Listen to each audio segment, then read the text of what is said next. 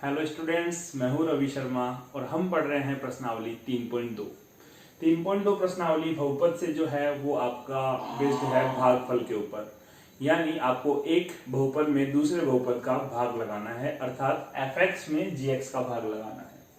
fx एक बहुपद है और gx दूसरा बहुपद है। अगर fx को हम भाज्य मान लें और gx को भाजक मान लें तो हमें पता है भाज्य बराबर भाज्य गुणा भागफल प्लस शेषफल, यानी fx बराबर gx गुणा भागफल को हमने qx और शेषफल को rx के नाम से यहाँ पर हमने डिनोट किया है। तो चलिए सबसे पहले सीखते हैं भाग लगाने का तरीका। तो जो भी आपका भाज्य है उसको घातों के घटते हुए क्रम में हम लिख लेंगे। इसी प्रकार भाजक को भी घातों के घटते हुए क्रम में लिखेंगे। देखिए बच्चों, यहाँ पर भाजक आपको 1 + 2x + x² लिखा हुआ है, लेकिन इसको घटती हुई घातों के क्रम में लिखेंगे तो ये हो जाएगा x² प्लस का 2x और प्लस का 1। अब सबसे पहले आपको पहले पद में पहले पद का भाग लगाना है, अर्थात 3x³ में x² का भाग लगाना है। तो 3x³ में x² का भाग कितनी बार चला जाएगा बच्चों? 3x बार। 2 घात से ये 3 घात में 2 घात तो कट जाएगी और 1 घात बच जाएगी, अर्थात भाग जो है वो 3x बार चला जाएगा। तो पहला जो भागफल होगा वो होगा 3x के बराबर। तो सबसे पहले जो भाग जाएगा वो जाएगा 3x के बराबर। 3x को x² से गुणा करेंगे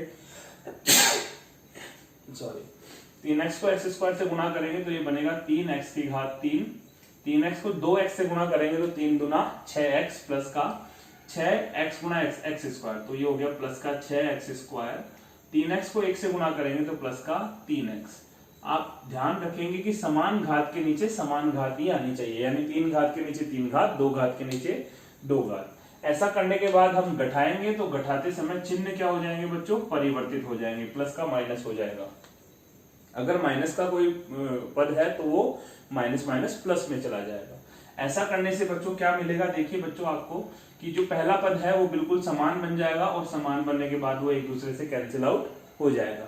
आपके पास जो शेषफल बचेगा वो निम्न घात का बचेगा। 3 घात वाला पद कट गया है। अब 2 घात वाले पद में देखो माइनस का 6x² है और प्लस का x² है, तो माइनस के 5x² बच जाएंगे। यहाँ पर 2x प्लस का है और 3x माइनस का है, तो माइनस का x बच जाएगा, आगे प्लस का 5 लिखा हुआ है। अब आपको फिर से पहले में पहले का भाग लगाना है, अर्थात x² का भाग जब -5x² में लगाएंगे तो x² से x² कट जाएगा, -5 बच जाएगा। दूसरा तरीका सोचने का यह है कि हम यहाँ पर क्या संख्या लिखें ताकि उसको गुणा करने से ये पहला पद समान बन जाए। तो -5 को x² से गुणा करेंगे तो माइनस का 5x² बनेगा, तो ये माइनस का 5x² बन गया है। -5 को 2x से गुणा करेंगे तो माइनस का 10x बन जाएगा, माइनस का 10x हो गया है। और माइनस प्लस माइनस 5 एकम, ये माइनस का 5 हो जाएगा। इसके बाद फिर से हम चिन्ह परिवर्तित करेंगे, तो यहाँ प्लस का माइनस का साइन है तो ये प्लस का हो जाएगा, ये भी माइनस का है प्लस का हो जाएगा, और ये भी माइनस का है तो प्लस का हो जाएगा। आपको माइनस के चिन्ह के नीचे प्लस का चिन्ह लिखना है, माइनस को ही प्लस का नहीं बनाना है। इसके बाद देखिए पहला पद आपस में ये माइनस का 5x² और ये प्लस का 5x² आपस में कट जाएगा। बच्चों, पहला पद हमेशा कटेगा, तभी तो हम भाग लगा रहे हैं कि पहला पद समान बनकर के कट जाए और हमारी घातें छोटी होती चली जाएं। यहाँ पर 10x प्लस का है और x माइनस का है, तो ये 9x प्लस का बचेगा, प्लस का 5 और प्लस का 5, ये 10 बच गया है।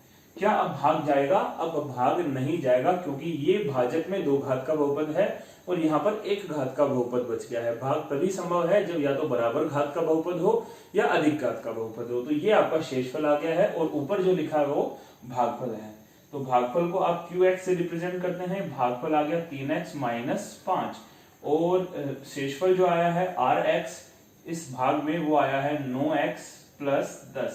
उत्तर जांचने के लिए आप ये फॉर्मूला भी काम में ले सकते हैं, भाज्य बराबर भाज्य गुणा भागफल प्लस शेषफल। तो बच्चों, ये तरीका था भाग लगाने का। सबसे इंपॉर्टेंट चीज ये है भाग लगाने में कि सबसे पहले घातों को घटते हुए क्रम में अरेंज करेंगे और उसके बाद बच्चों पहला पद हर स्टेप में समान बनाते चले जाएंगे और 2 से 3 स्टेप में आपका भाग खत्म हो जाएगा। तो ये 3.2 का पहला प्रश्न था। इसी प्रकार से इसमें 4 प्रश्न दिए गए हैं, तो बाकी प्रश्नों को सेम इसी तरीके से हल कर सकते हैं। अब देखते हैं, चलते अगला प्रश्न।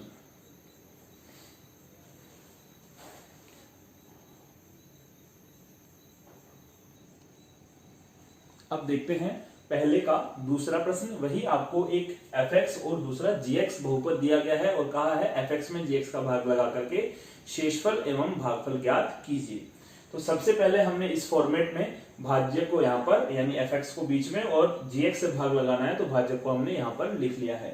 इसके बाद पहले पद में जब पहले पद का भाग लगाएंगे बच्चों, तो x स्क्वायर को किससे गुणा कि x की घात 3 बन जाए, x स्क्वायर को किससे गुणा करें कि x की घात 3 बन जाए, x से। x को x स्क्वायर से गुणा करेंगे तो x की घात 3 बन जाएगा। आपको पहला पद हमेशा क्या बनाना है, समान बनाना है। इसके बाद x जो है माइनस के 2 से भी गुणा होगा बच्चों, x माइनस के 2 से गुणा होगा तो माइनस का 2x बनेगा। माइनस को 2x को यहां ना लिख करके हम x के नीचे लिखेंगे, समान घात के नीचे समान घात वाला पद ही हम लिखेंगे। तो -2 गुणा x माइनस का 2x x के नीचे लिखा जाएगा। x स्क्वायर वाला टर्म जो है यहाँ पर खाली रह जाएगा क्योंकि यहाँ पर कोई पद नहीं मिला है। तो ये विशेष बात आपको ध्यान रखनी है। अगर यहाँ ऐसा पद आ जाए जो ऊपर नहीं है तो उसको हम आगे की तरफ लिख देंगे और उसको चिन्ह परिवर्तित कर देंगे। अब चिन्ह परिवर्तन करेंगे तो यहाँ माइनस हो जाएगा और यहाँ माइनस माइनस प्लस हो जाएगा। इसके बाद ये x की घात 3 और ये x की घात 3 कट गया है। सबसे पहले बड़ी घात वाला पद लिखेंगे, माइनस का 3x स्क्वायर, ये प्लस का 2x है और प्लस का ही 5x है, तो प्लस का 7x और माइनस का 3। अब यहाँ x स्क्वायर है और यहाँ माइनस 3x स्क्वायर है, तो माइनस 3 बार भाग चला जाएगा, माइनस 3 बार भाग जाएगा तो ये माइनस 3x स्क्वायर हो गया है। माइनस माइनस प्लस का 3 दूना 6, तो उसको अचर पद के नीचे लिखेंगे प्लस का 6। x वाला पद यहाँ नहीं आया तो कोई बात नहीं, उसकी जगह खाली स्थान छोड़ देंगे। चिन्ह परिवर्तन करेंगे, माइनस का प्लस हो जाएगा और प्लस का माइनस, फिर से ये माइनस का 3x स्क्वायर और प्लस का 3x स्क्वायर कैंसिल हो गया है। यहाँ से x का पद बचेगा 7x, माइनस का 3 और माइनस का 6 बनेगा माइनस का 9। अब यहाँ x स्क्वायर है, यहाँ x से तो भाग नहीं जाएगा, यही भाग आपका खत्म हो गया है। भागफल जो आया है आपके पास, भागफल का मान होगा x माइनस 3 और शेषफल का मान बच्चों कितना मिलेगा आपको, 7x माइनस 9।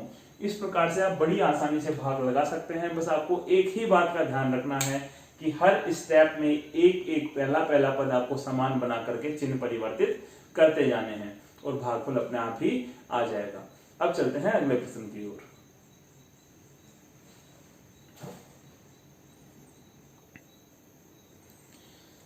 अब देखते हैं बच्चों दूसरा प्रश्न। दूसरा प्रश्न भी भाग पर आधारित है, लेकिन आपको पूछा गया है कि क्या प्रथम बहुपद दूसरे बहुपद का एक गुणनखंड है, अर्थात क्या gx fx का गुणनखंड है या नहीं है।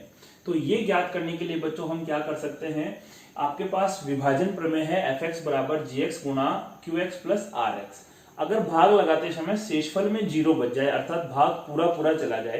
देखिए बच्चों समझिएगा, अगर आपने 15 में 3 का भाग लगाया है और 5 बार पूरा पूरा भाग चला गया है, 3 पंजे 15 और शेषफल में क्या बच गया है 0, तो हम लिखेंगे कि 15 जो है 3 गुणा 5 के बराबर है, 5 या 15। तो भाजक और भागफल दोनों भाज्य के गुणनखंड होते हैं। कब होते हैं, जब शेषफल क्या हो 0 हो। तो अगर rx का मान 0 हो गया तो fx बराबर क्या बच जाएगा, gx गुना qx, अर्थात gx और qx दोनों गुणनखंड होंगे सिर्फ और सिर्फ जब rx यानी शेषफल का मान क्या होगा 0 होगा। तो इसी कॉन्सेप्ट को यूज करेंगे, भाग लगाएंगे और देखेंगे कि शेषफल 0 आता है या नहीं आता है। यदि शेषफल 0 आ रहा है तो भाजक यानी कि gx एक गुणनखंड होगा, साथ ही साथ भागफल यानी कि qx भी एक गुणनखंड होगा। तो चलिए fx में gx का भाग लगाते हैं। भाग लगाना हमने सीख लिया है। आपको fx दिया हुआ है 3x की घात 4 प्लस 5x की घात 3 minus 7x square plus 2x plus 2। इसमें आपको भाग लगाना है दूसरे बहुपद gx का। gx का मान दिया गया है x square plus 3x plus 1।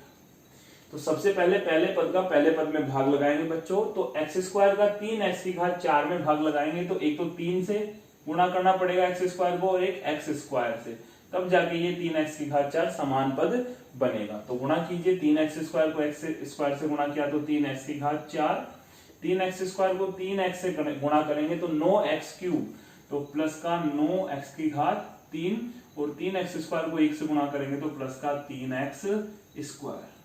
चिन्ह परिवर्तित कर देंगे, तीनों जगह माइनस का चिन्ह आ जाएगा। यहाँ पहला पद पहले पद से क्या हो गया है, कट गया है।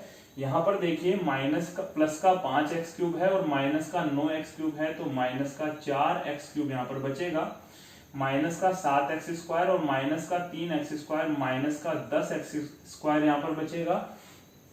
इसके बाद प्लस का 2x है और प्लस का ही 2 है।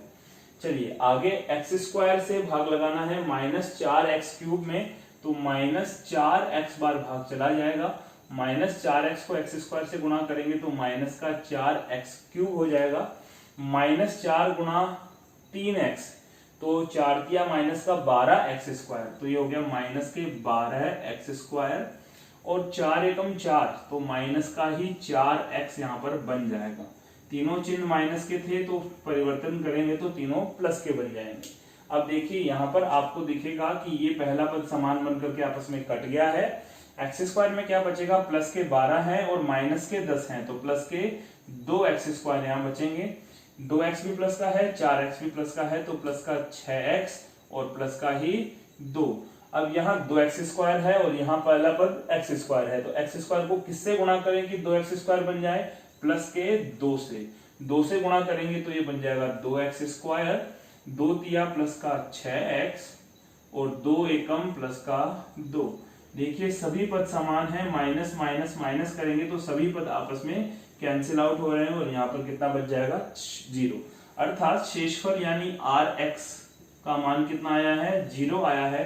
तो हम ये स्टेटमेंट लिख सकते हैं कि fx बराबर क्या होगा, gx गुणा qx, दो गुणनखंडों का गुणनफल fx के बराबर होगा, अर्थात gx और qx दोनों ही fx के गुणनखंड कहलाएंगे। या दूसरे शब्दों में हम कहें कि ये जो gx है इस fx का एक गुणनखंड होगा, और साथ ही साथ ये qx आया है ये भी एक गुणनखंड होगा। तो गुणनखंड है या नहीं इसकी जांच करने के लिए सिर्फ और सिर्फ आपके पास एक भाग विधि है। भाग लगाएंगे, अगर शेषफल यदि शेषफल 0 आ रहा है तो गुणनखंड होगा, वरना नहीं होगा। तो दूसरे प्रश्न में आपको 3 प्रश्न दिए गए हैं, ये उसका पहला है। दूसरे और तीसरे में भी सेम इसी प्रकार से fx में gx का भाग लगा करके हम चेक कर सकते हैं कि गुणनखंड है या नहीं है। वो सिर्फ डिपेंड करता है शेषफल पर। अगर शेषफल 0 आ रहा है अर्थात Rx का मान इस बहुपद में 0 हो जाएगा, तो gx और qx इसके गुणनखंड होंगे, या हम कहेंगे gx fx का एक गुणनखंड होगा। और अगर Rx का मान 0 नहीं आएगा तो गुणनखंड नहीं होगा। तो ये था आपका भाग विधि पर आधारित प्रश्न। इसमें एक प्रश्न और बचता है जिसमें हम शून्यक ज्ञात करते हैं इन गुणनखंडों की मदद से। एक गुणनखंड के शून्यक आपको दिए गए हैं, दूसरे गुणनखंड के शून्यक आपको यहाँ पर ज्ञात करने हैं, तो वो भी भाग विधि के द्वारा ही संभव है। चलते हैं आगे।